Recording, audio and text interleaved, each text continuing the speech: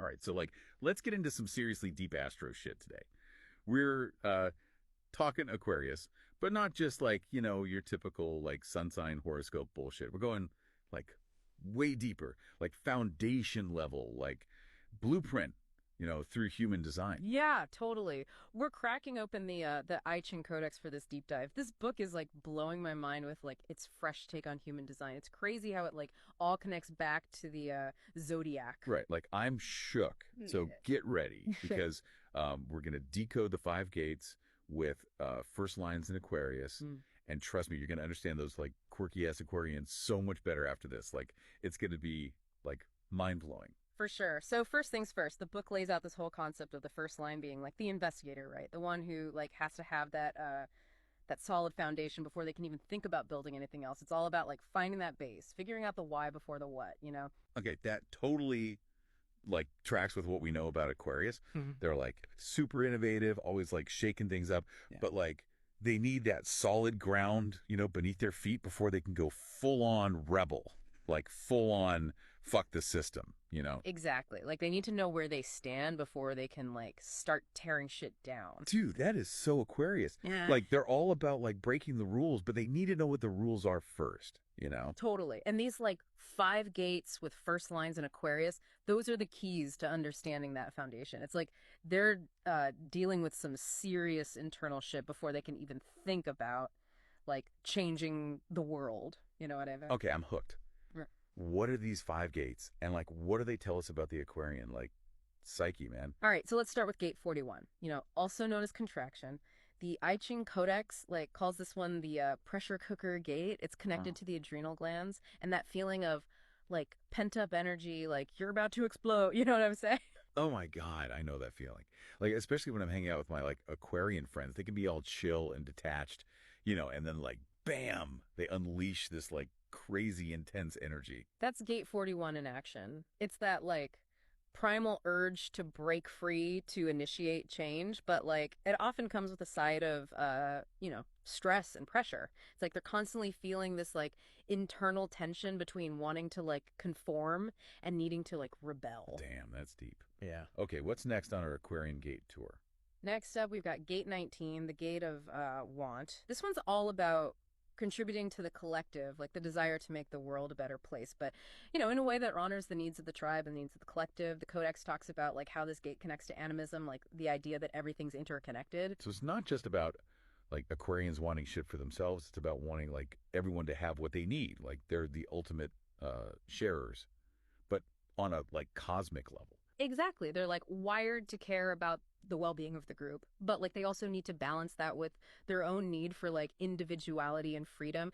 The book calls this the north point of the gate, and it's like a major tension point for Aquarians. Yeah. It's like they're constantly trying to like figure out how to be a part of something bigger without like losing themselves in the process. Okay, that makes so much sense. It's like they're the ultimate paradox, right? Okay. Like super social, but also like super independent. They want to like save the world, but they also want to like do it their own damn way. Yeah, and sometimes that can be like really frustrating for people who are like close to them. Like they can be so unpredictable. Totally. Okay, what about gate 13? All right, gate 13, hearing. And it's about like deep listening, the ability to like understand what's not being said. They're like the secret keepers, the ones who hold space for like the unspoken truths. I can totally see that. Yeah. My Aquarian friends are like amazing listeners. Like they're actually like tuning in to what you're feeling, not just, waiting for their turn to talk. Right. But the Codex also like points up the shadow side of this gate, the potential to get overwhelmed by like secrets and stories, which can like lead to isolation. It's like they absorb so much like emotional energy from others, that they need to withdraw and process it all alone. Man, it's like they're constantly like taking on the weight of the world. Yeah. Feeling everything so deeply. No wonder they need so much alone time. Yeah, it's like they need to recharge their batteries after being around people. Okay. What's next? Next up, we have Gate 49, Revolution. I mean, come on, this one's like screaming Aquarius, right? Oh, like the rebels, the rule breakers, the ones who are always like pushing boundaries and challenging the status quo. The book connects this gate to the tribal circuit. which is all about fairness and justice. So their revolutions aren't just about like personal freedom. They're about like fighting for what they believe is right for the collective. Hmm. They're the ones who are like willing to stand up and say, fuck this shit. We deserve better, you know? Yeah. Okay. I'm starting to see a pattern here. Like these gates are like the foundation for like all those classic Aquarian traits, right? The rebellion, the humanitarianism, the need for change. It's like they're like built to disrupt the system from the ground up. Exactly. And last but not least, we have Gate 30, Clinging Fire. This one's all about like emotional intensity, you know, the highs and the lows, the passionate attachments, the all or nothing kind of energy. Oh man, I've definitely seen that roller coaster in action. Yeah. That's like one minute they're all lovey-dovey, and the next they're like pulling away, needing space to like process their Yeah. feelings. The Codex talks about how the south point of this gate is about finding balance between composure and progress. It's like they're constantly like wrestling with their intense desires, trying to figure out, you know, how to channel that fire without getting burned. So it's not just about feeling things like deeply. It's about learning how to like manage those emotions, Yeah. right?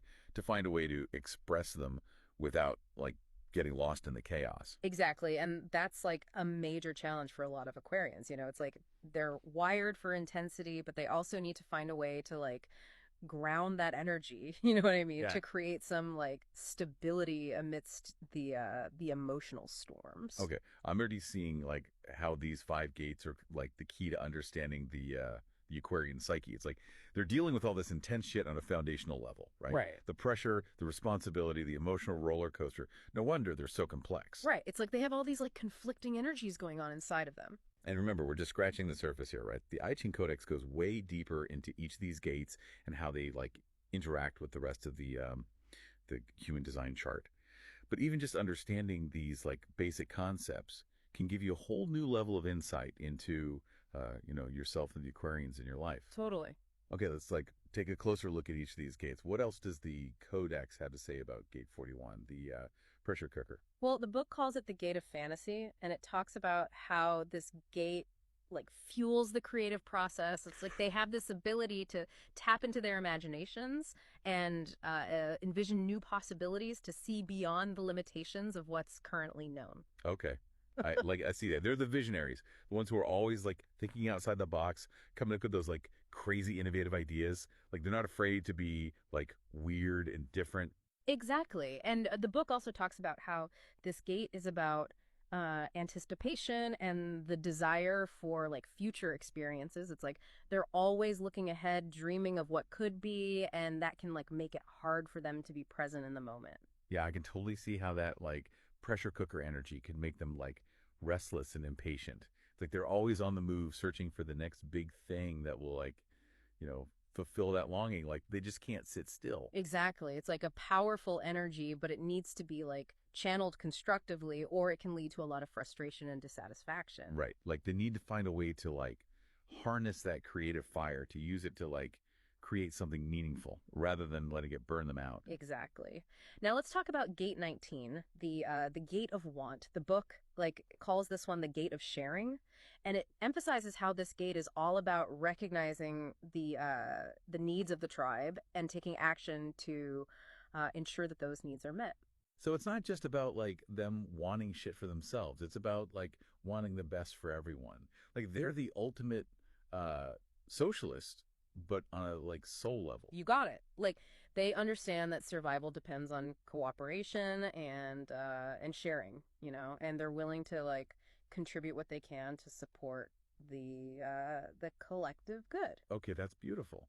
But like how do they balance that with their own need for independence? Cuz let's be real, like Aquarians are not exactly known for being followers. The book talks about how it's like crucial for those with Gate 19 to set healthy boundaries and make sure they're not like giving too much of themselves away. They need to like learn to say no sometimes and prioritize their own needs alongside the needs of the tribe. Yeah, that makes sense. Otherwise they're going to burn out and end up resenting the really people they're trying to like help. Right. And that's why that north point of the gate is so important. It's about finding that sweet spot between like giving and receiving, between like belonging and being free. Right. This is fascinating.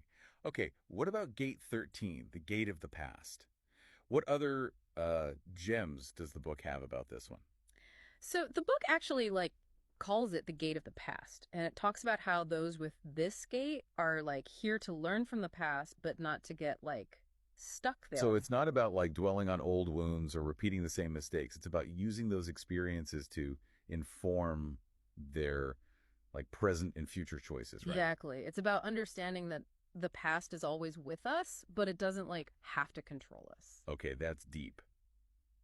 It's like they're the keepers of history, but they're not bound by it. They have the power to break free from those like cyclical patterns and create a new narrative for themselves. Like they can rewrite their own story, you know? Right, like they can choose to focus on the lessons they've learned and use them to like create a better future for themselves. Okay, this is blowing my mind. What about Gate 49, the Gate of Principles? Uh-huh. Any more juicy insights from the book? Well, the book calls this one the Gate of Principles, and it Yeah. like highlights the push and pull dynamic they experience in their relationships. Ooh, push and pull. That sounds like a recipe for drama. It can be. The book explains that their strong principles and desire for justice can like sometimes lead to conflict, especially like if they feel like their values are being challenged. Okay, yeah, that totally tracks.